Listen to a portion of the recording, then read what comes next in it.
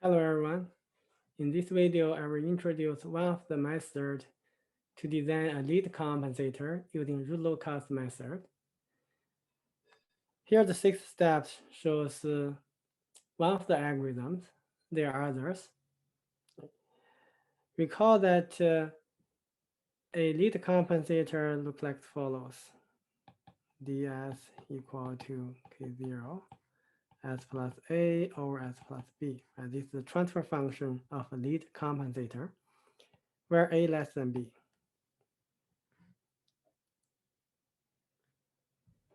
Right, this is a list of steps to determine the parameters k0, a, and b, right, in the data compensator. I will quickly go through the steps and then practice them using a concrete example. In step 1, we basically translate the list of specification to a desired root location, denoted as R1. In step 2, we sketch the uncompensated root locus and determine whether the desired root location can be realized with the uncompensated system.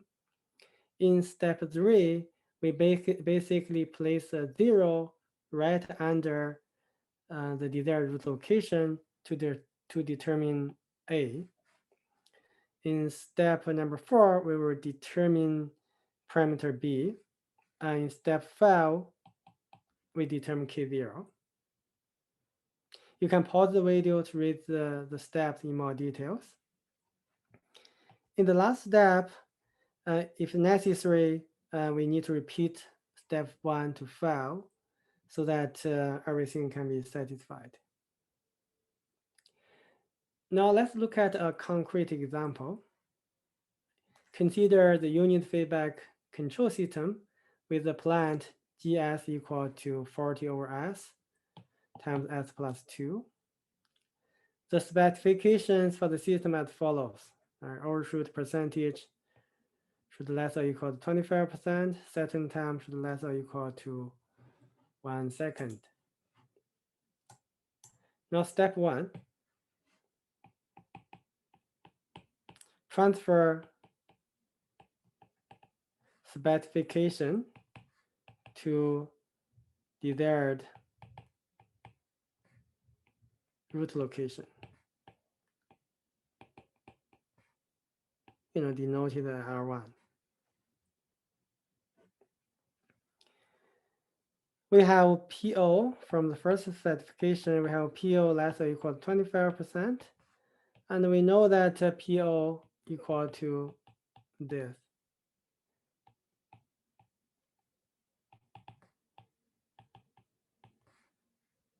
And this less equal to 25%. Right. From this equation, the only unknown is zeta, and we can figure out zeta essentially greater or equal to 0.4.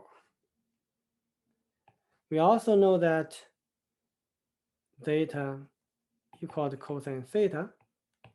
Then we can calculate theta should less or equal to 66 degrees. That's the first specification.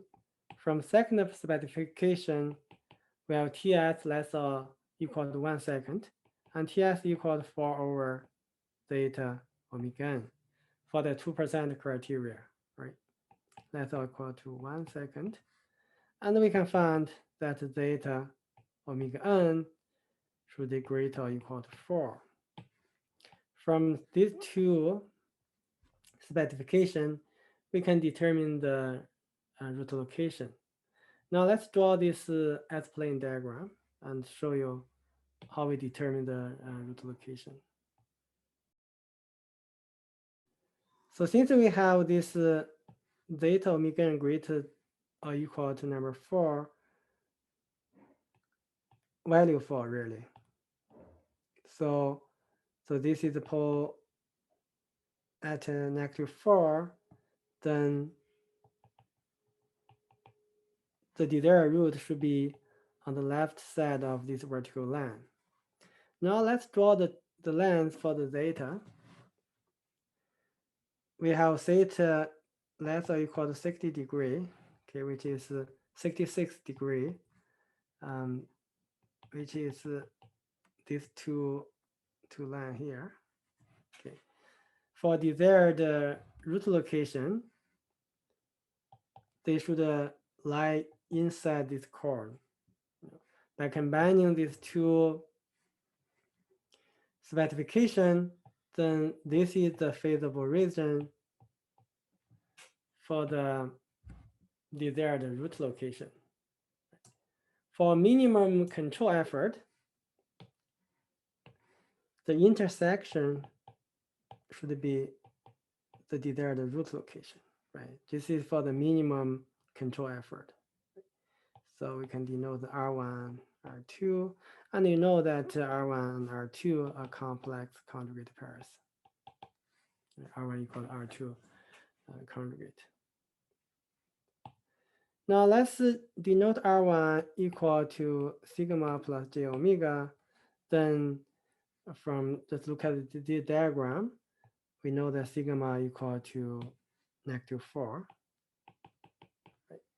And from trigonometry, because we know this angle 66 degree, and here essentially is j omega, then omega can be calculated as 4 times tangent 66 degree, which is equal to 9.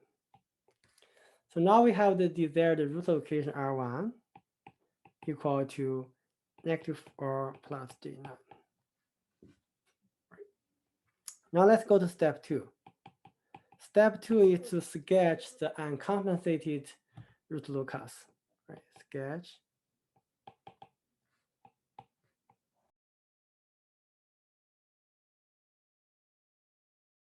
So recall that G equal to 40 over S plus 2. Then we can quickly sketch the root locus. This system has 2 poles. Open loop system has 2 poles, 0 and -2. We can find the root locus should be as follows. I will create a separate video to explain how to sketch a root locus. All right, so, and we know that the desired root equal to -4 plus J9 is somewhere here, right? Out there. And we can see that the uncompensated system cannot realize the desired root location. I'm going to write them down.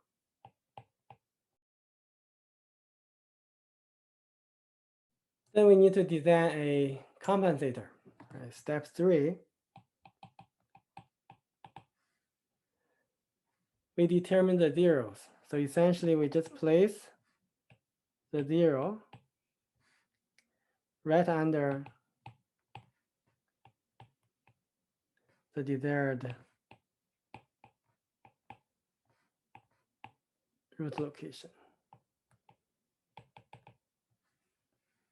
Now let me draw this S-plane diagram.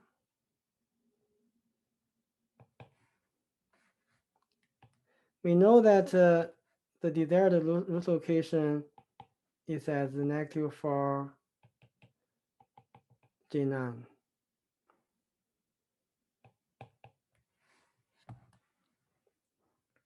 Now we place a 0 right under this real 0, right? Right under this desired pole location. This is R1. So we therefore know that A equal to 4, right? Recall that the compensator is this.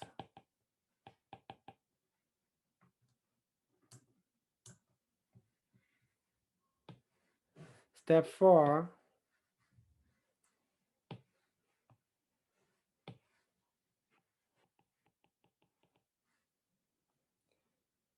we need to determine pole location.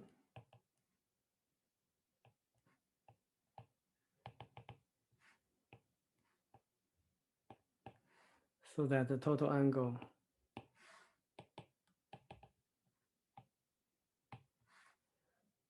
of the desired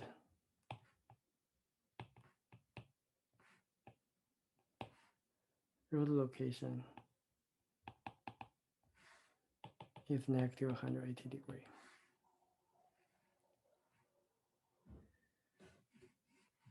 I want to remind you the unit feedback control diagram.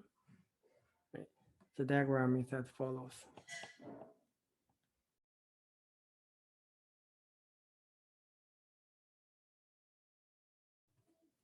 The characteristic equation of the closed loop control system is 1 plus dg.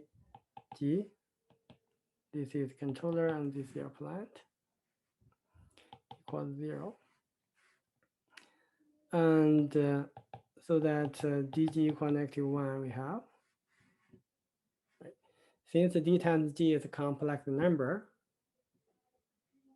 right? Because s is a complex number, then the magnitude of dg should equal to 1, and the angle should equal to 180 degree plus minus some k times 360 degree, right?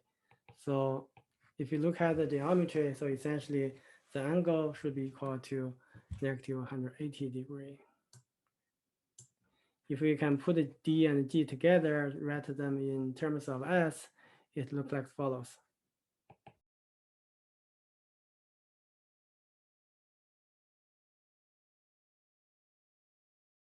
Okay, so the magnitude of this of this term should equal to 1, and the angle should be equal to a negative 180 degree, right? Because R1 is the desired root,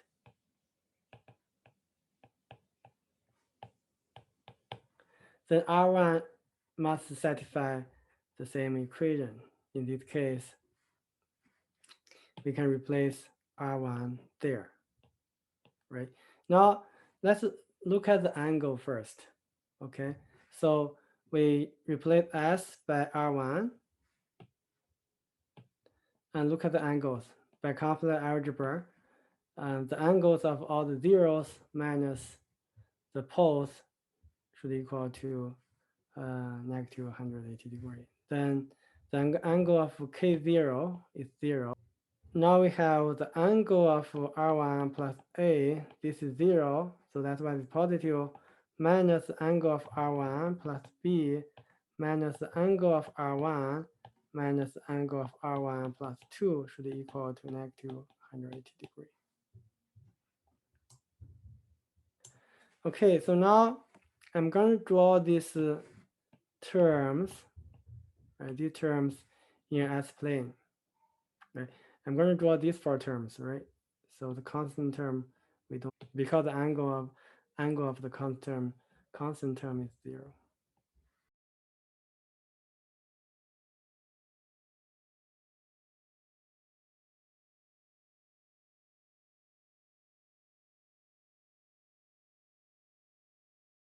All right, 0, negative 2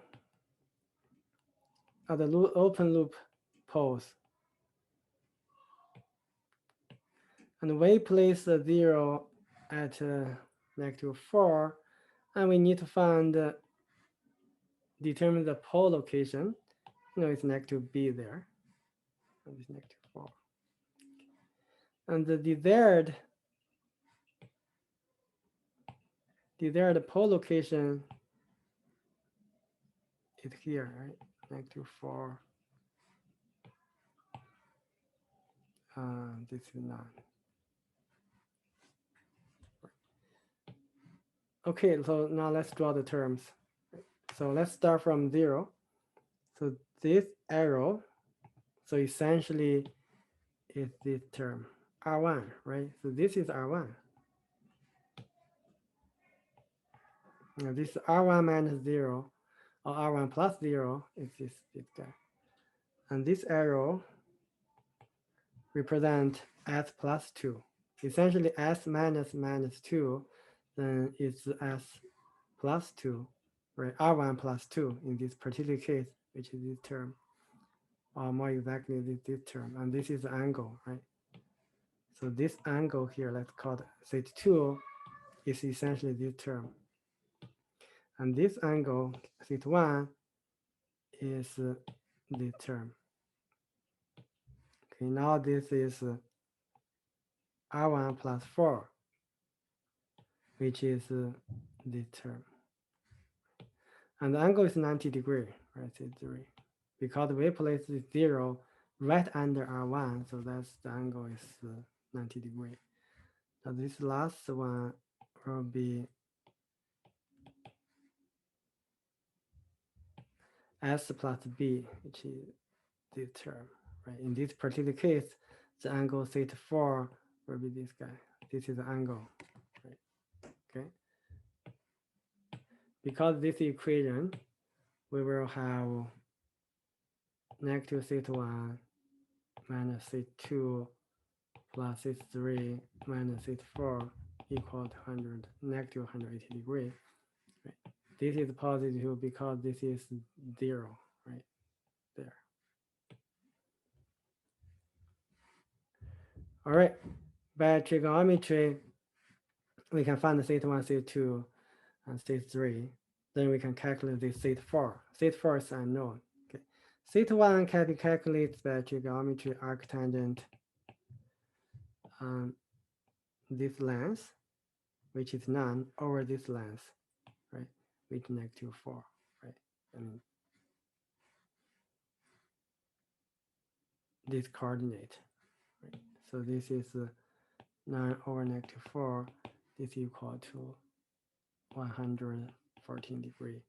Similarly, theta2 can be calculated as arctangent 9 over negative 2 equal to 102 degree, right? In this case, it's 9 over this length, but this is negative, right? So this is in the second orthant. So this is second orthant, so that's why this is negative 2. And we know that theta 3 equal to 90 degree. Then we can calculate theta 4 equal to 54 degree.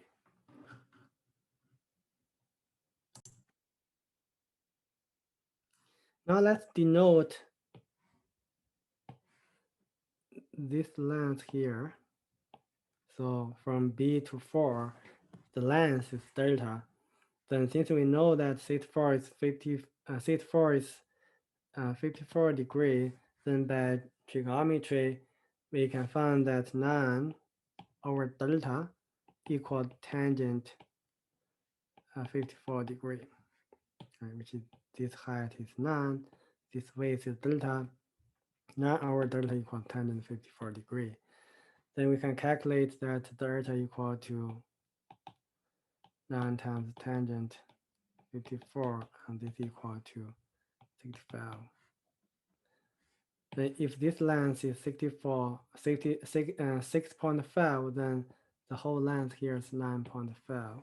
Then B equal to delta plus 4 equal 10.5. Okay, so that's, now we find the B. Okay, so we found both A and B. The only left is K0. So now step 5, we determine K0.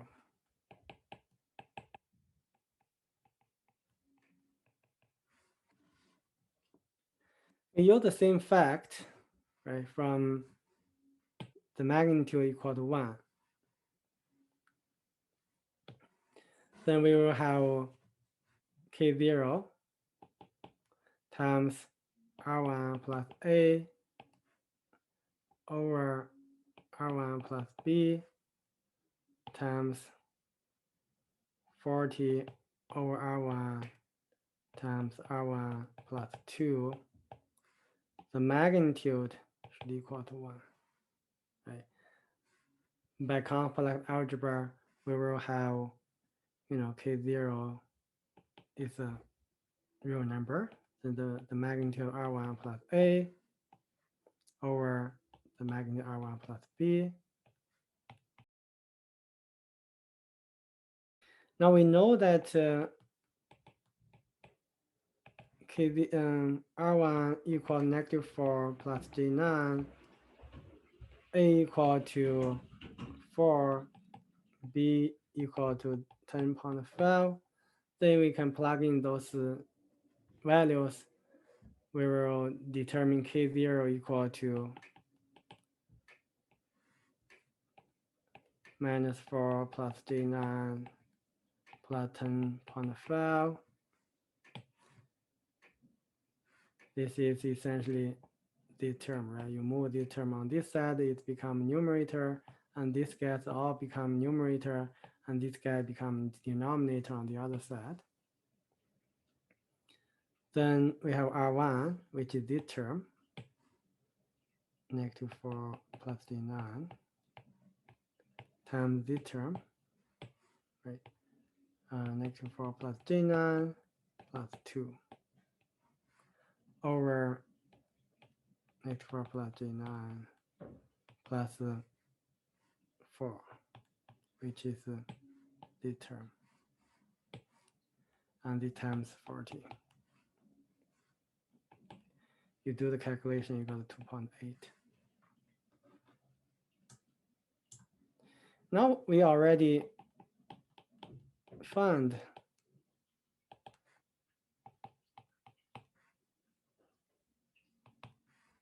the lead compensator as follows, right? 212 s plus 4 s plus 10 plus 10.5.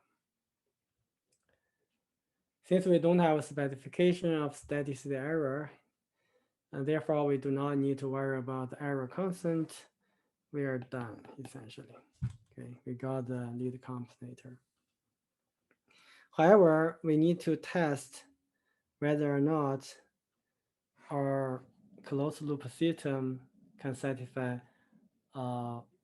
specification, right? I'm going to show you in lab. You will see that essentially not all the specification can be satisfied, and then you will see why.